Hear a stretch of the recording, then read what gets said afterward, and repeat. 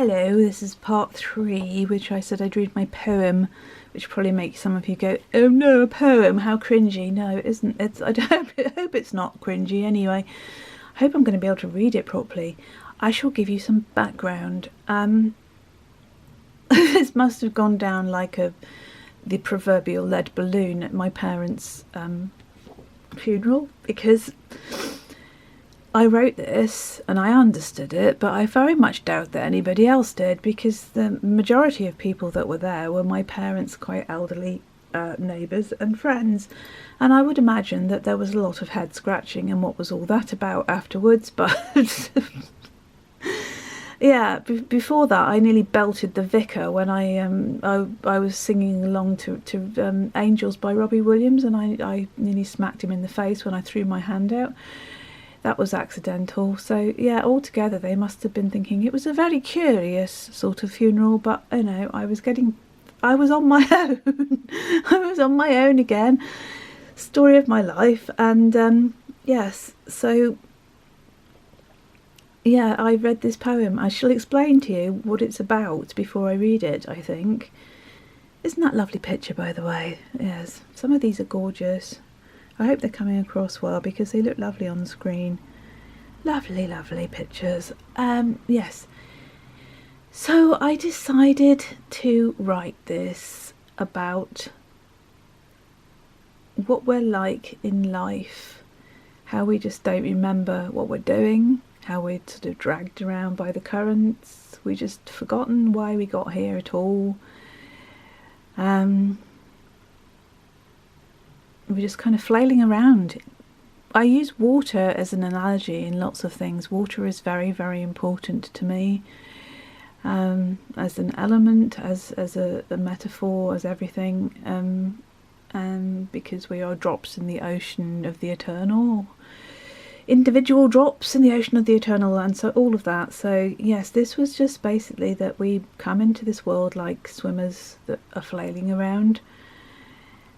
And then when we cease to be in our bodies, we surface into a different realm. I hope you can understand. Maybe I'll come back to it at the end.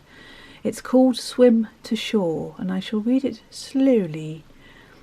We are as swimmers in a cloudy river, in over our heads, pulled by restless currents or drawn to murky depths. We do our best. Somehow we stay afloat amid the ebb and surge. It's strange that we have forgotten why we dived. Perplexed we cast about, seeking meaning in the ripples, but we only grasp at water and the hands of other swimmers. Sometimes we drift together, sometimes we cling on fast, afraid of being dragged down, afraid of being let go, afraid of our aloneness as we reach the endless ocean. Yet there are glimpses of bright water somewhere beyond, glinting, the sparkles dancing closer as we swim towards the stars. And then, at last, we see it, dazzling in the darkness, the shimmering of remembering, the still, clear light of home. So we kick out strongly, or gently slip our moorings, buoyant now and eager to reach that perfect glow, and effortlessly we shake off the last drops of our confusion. We burst forth into brilliance, into all illumination. We've been under too long, and now we can see. See across the bay to that familiar bank where they sit, our beloved ones that have surfaced just before, and smiling they wave beneath that kindly, vital sun, waiting for us to reach their shore whenever we are ready. For here there is no time, only our eternal knowing, that they were always with us, and we are always with them. And together we will rest, warming the very depths of ourselves, until by and by we may choose to swim again. My blimmin' printer went off then and ruined it. I'm just going to read that last bit again. Thank you so much, printer. That was really well timed. So where were we up to before that happened?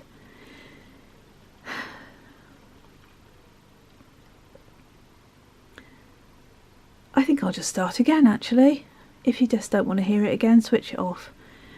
We are as swimmers in a cloudy river, in over our heads, pulled by restless currents or drawn to murky depths. We do our best. Somehow we stay afloat amidst the ebb and surge. It's strange that we have forgotten why we dived. Perplexed we cast about, seeking meaning in the ripples, but we only grasp at water and the hands of other swimmers. Sometimes we drift together, sometimes we cling on fast, afraid of being dragged down, afraid of being let go, afraid of our aloneness as we reach the endless ocean. Yet there are glimpses of bright water somewhere beyond glinting, the sparkles dancing closer as we swim towards the stars, and then at last we see it, dazzling in the darkness, the shimmering of remembering and the still clear light of home. So we kick out strongly or gently slip our moorings, buoyant now and eager to reach that perfect glow, and effortlessly we shake off the last drops of our confusion. We burst forth into brilliance, into all illumination. We've been under too long, and now we can see. See across the bay to that familiar bank where they sit, our beloved ones that have surfaced just before, and smiling they wave beneath that kindly, vital sun, waiting for us to reach their shore whenever we are ready. For here there is no time, only our eternal knowing that they were always with us, and we are always with them, and together we will rest, warming the very depths of ourselves, until, by and by, we may choose to swim again. By Poppy Palin, 2018, for my parents' funeral. I hope you understood what I was saying there. I very much doubt the people at the funeral did. No one ever mentioned it, and it is it was in the order of service as well. Oh dear, this is just me, you see. I just have to do what I have to do, and hopefully somebody got it, but no, I'll never know the answer to that. I just thought it summed it up for me anyway, that we are kind of cast into this world. We don't know what we're doing. We're flailing around. We've forgotten what we're doing here. We occasionally get glimpses of what we should be doing and what it's all about, and then we get drawn closer towards the light at the end of our lives, and then we burst forth into it's like resurfacing. We've been under deep dark water, flailing around, grasping people's hands and letting them go, and living our life in a kind of fog, really, a kind of murky water that we didn't really ever know what we were doing, and suddenly we're out again, and we see the ones that have been waiting for us, and we remember what it was all about, and at some point we might choose to do it all over again when we've rested and we've assimilated what we've learned, until by and by we may choose to swim again. So that's what it was about. I hope it wasn't too much for you. Oh, please let somebody understand what I was trying to say there. I can imagine, my videos just don't get very many views, do they? My work has never had very much interest. I have never done very well in the world at all. This could be just because I'm not very good. It could be because I'm very bad at promoting myself. It just could be because I'm completely out of sync with what people want. I don't know. It's not really for I don't know. I can't really say. I just do what I do because that's what I do. And it's for anybody else to work out whether it has worth. And I don't think it's had that much. And my darling friend Sue, who died last year, said to me, I think you'll be one of those people that will be more understood when they're dead. And I thought, well, I don't really want to be remembered because it's not about me. I don't want to be remembered as Poppy Palin, the whatever. but I would like the work to be understood when I'm gone, because I don't think it has been. I don't think it's... What's happened to my camera? It's gone all weird. I don't think it's been... It's just... It hasn't had the zeitgeist or whatever, darling. It's just been wrong. I mean, Sue was probably one of my greatest supporters. She loved my work, and she could not understand why it just didn't reach people. And, you know, I can't really spend too long wondering about that, but I know it doesn't. And what can you do? You just got to keep putting it out there. And there is a chance that it'll all be forgotten when I've gone, and that doesn't matter either, does it? Because you just come here and you do what you have to do because you think it's right, and you think that you're helping, and you are doing it because there might be one person that it changes things for.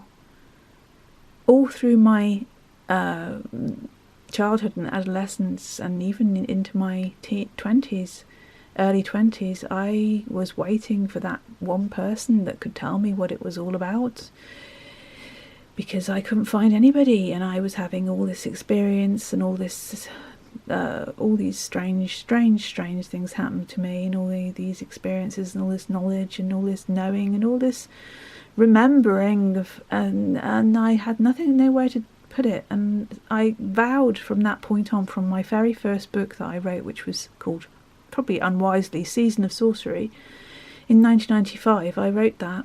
And yeah, just wanting to reach one person and say, look, here's some ideas, you're not on your own. And that's what it's been like the whole way through, as well as in latter times wanting people to understand that we are all one, all beings, all our relations are all one. And that's, I think, a very simple message, but it doesn't seem to be reaching very many people. And again, maybe it's because my videos aren't very professional, or because I'm just, I don't know, answers on the back of a passing yak, as I used to say to Sue, and we would laugh. Bless her. I miss her very much too. Anyway, I think that's enough. You've borne with me for 3 of these, and there's going to be 2 more other ones, so I expect very minimal views, and I beg you, if you see nastiness being left in my commentary, I beg you to report it and get it removed, because I have strove. I have tried very hard to make my channel a place of compassion and loveliness and honesty and beauty, but not cruelty.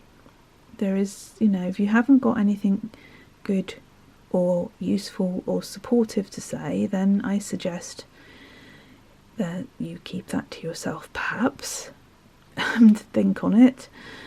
Because I saw something the other day, it's probably very common, but I just saw something the other day, you know, like we were given 2 ears and 1 mouth, and we should use them in proportion. So perhaps listen more and speak less until we're sure that what we're saying is coming from a good place, full of empathy. There's that word again. If that's the last word I ever speak, it will be empathy, because I think it's what we need more than anything. Okie dokie, love you lots. Hope that was of some use to somebody somewhere at some time. Okay, thank you. Thank you for sticking with me. Thank you for going through this with me. Thank you. Love you.